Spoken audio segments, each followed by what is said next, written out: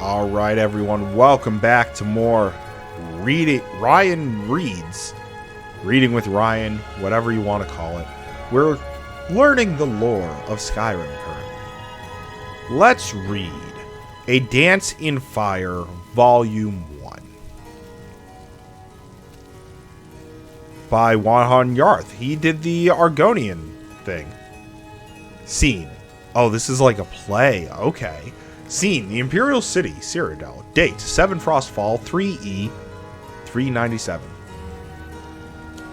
It seemed as if the palace had always housed the Atreus Building Commission, the company of clerks and estate agents who authored and notarized nearly every construction of any note in the Empire. It had stood for 250 years, since the reign of Emperor Magnus, a plain-fronted and austere hall on a minor but respectable plaza in the Imperial City. Energetic and ambitious middle-class lads and ladies worked there, as well as complacent middle-aged ones, like Decamus Scotti. Hey, we read his tale earlier, or at least a portion of it. No one could imagine a world without the Commission, least of all Scotti. To be accurate, he could not imagine a world without himself in the Commission.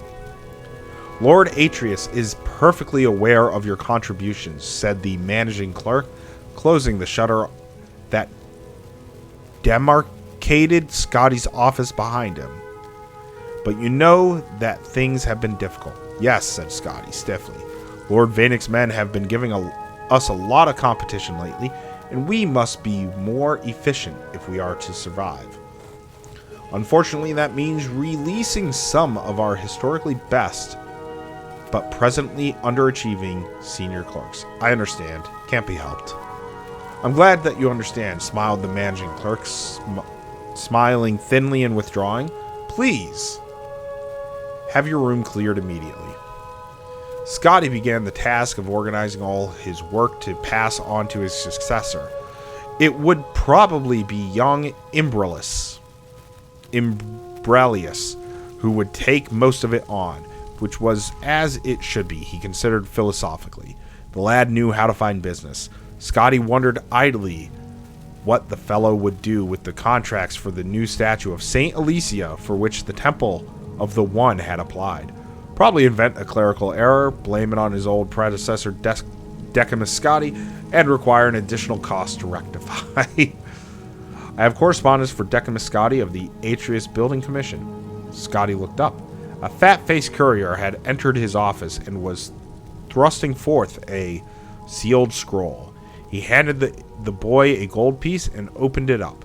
By the poor penmanship, atrocious spelling and grammar, and overall unprofessional tone, it was manifestly evident whoever the writer was. Lyodus Juris, a fellow clerk some years before, who had left the commission after being accused of unethical business practices. Oh, boy. Okay. Dear Scotty, I imagine you always wonder what happened to me, and the last place you would have expected to find me is out in the woods. But that's exactly where I am. Ha ha. If you're a smart and want to make lot of extra gold for Lord Atreus and yourself, haha, you'll come down to Valenwood too.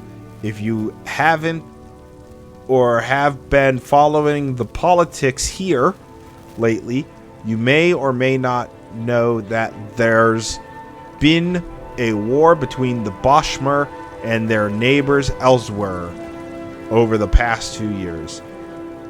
Things have only just calmed down, but there's a lot that needs to be rebuilt. Now I've got more business than I can handle, but I need someone with some clout, someone representing a respected agency to get the quill in the ink. That someone is you, my fiend. Come meet me at the Mother Pascos Tavern in Valenesti, Valenwood. I'll be here 2 weeks and you won't be sorry. Juris. P.S. Bring a wagon load of timber if you can. What do you have there, Scotti asked a voice. Scotti startled. It was Imbralius, his damnable handsome face peeking through the shutters, smiling in that way that melted the hearts of the stingiest of patrons and the roughest of stonemasons. Scotti shoved the letter in his jacket pocket. Personal correspondence, he sniffed. I'll be cleared up here in just a moment.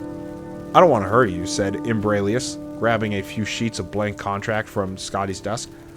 I've just gone through a stack, and the junior scribe's hands are all cramping up, so I thought you wouldn't miss a few. The lad vanished. Scotti retrieved the letter and read it again.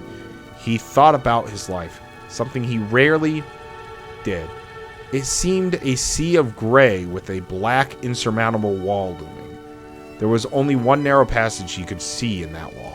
Quickly, before he had a moment to reconsider it, he grabbed a dozen of blank contracts with the shimmering gold leaf Atreus Building Commission by appointment of His Imperial Majesty and hid them in his satchel with his personal effects. The next day, he began his adventure with a giddy lack of hesitation. He arranged for a seat in a caravan bound for Valenwood, the single escorted conveyance to the southeast, leaving the Imperial City that week. He had scarcely hours to pack, but he remembered to purchase a wagon load of timber. It will be extra gold to pay for a horse to pull that, frowned the convey head. So I anticipated, smiled Scotti with his best Imbralius grin. 10 wagons in all set off that afternoon through the familiar Cyrodiilic countryside, past fields of wildflowers, gently rolling woodlands, friendly hamlets. The clop of the horses' hooves against the sound stone road reminded Scotti that the Atreus Building Commission constructed it. 5 of the 18 necessary contracts for its completion were drafted by his own hand. Very smart of you to bring that wood along, said a gray-whiskered Breton man next to him on his wagon. You must be in commerce. Of a sort, said Scotti, in a way he hoped was mysterious before introducing himself. Decamus Scotti. Griff Malin, said the man. I'm a poet, actually. A translator of old Bosmer literature. I was researching some newly discovered tracks of the Morniad Ply Bar 2 years ago when the war broke out and I had to leave. You are no doubt familiar with the Noriad if you're aware of the Green Pack. Scotti thought the man might be speaking perfect gibberish, but he nodded his head. Naturally, I don't pretend that the Noriad is as renowned as the May Aelidion or as ancient as the Danzer Goal, but I think it has a remarkable significance to understanding the nature of the Merolithic Bosmer mind. The origin of the wood elf aversion to cutting their own wood or eating any plant material at all, yet, paradoxically, their willingness to import plant stuff from other cultures, I feel can be linked to a passage in Muriad. Malin shuffled through some of his papers, searching for the appropriate texts. To Scotty's vast relief, the carriage soon stopped to camp for the night. They were high on a bluff over a gray stream, and before them was the great valley of Valenwood. Only the cry of seabirds declared the presence of the ocean to the bay to the west. Here the timber was so tall and wide, twisting around itself like an impossible knot begun eons ago to be impenetrable. A few more modest trees, only 50 feet to the lowest branches, stood on the cliff at the edge of the camp. The sight was so alien to Scotti, and he found himself so anxious about the proposition of entering the wilderness that he could not imagine sleeping.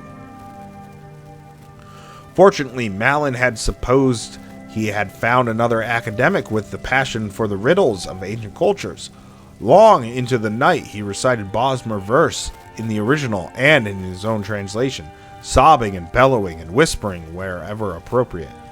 Gradually, Scotti began to feel drowsy, but a sudden crack of wood snapping made him sit straight up. What was that? Malin smiled. I like it too. convocation in the malignity of the moonless speculum, a dance of fire.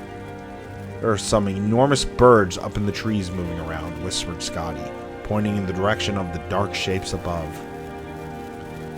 I wouldn't worry about that, said Malin, irritated with his audience. Now listen to how the poet characterizes Herma Mora's invocation in the 18th stanza of the 4th book. The dark shapes in the trees were some of them perched like birds, others slithered like snakes, and still others stood up straight like man. As Malin recited his verse, Scotti watched the figures softly leap from branch to branch, half gliding across impossible distances for anything without wings. They gathered in groups and then reorganized until they had spread to every tree around the camp. Suddenly, they plummeted from their heights. "Maras!" cries Scotti. "They're falling like rain!" "Probably seed pods." Malin shrugged, not turning around. "Some of the trees have remarkable." The camp erupted into chaos. Fires burst out in the wagons. The horses wailed from mortal blows. Casks of wine, fresh water, and liquor gushed their contents to the ground. A nimble shadow dashed past Scotti and Malin, gathering sacks of grain and gold with impossible agility and grace. Scotti had only one glance at it, lit up by a sudden nearby burst of flame.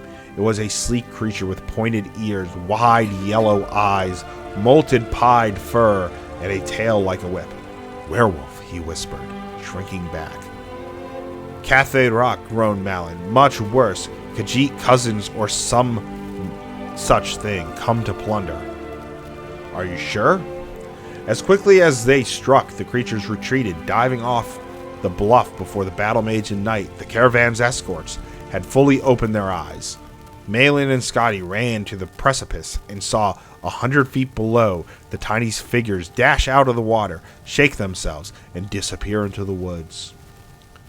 "Werewolves aren't acrobats like that," said Malin. "They were definitely Cathay-rat, bastard thieves. Thanks Stendar they didn't realize the value of my notebooks. It wasn't a complete loss."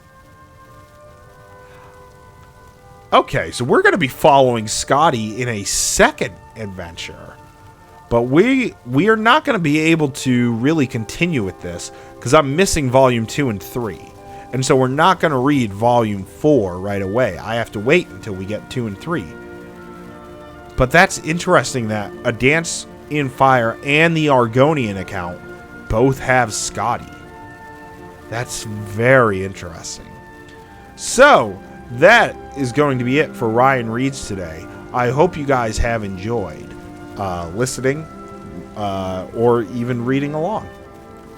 And when we come back, we will be reading a new story. Thanks for watching, and I will see you then.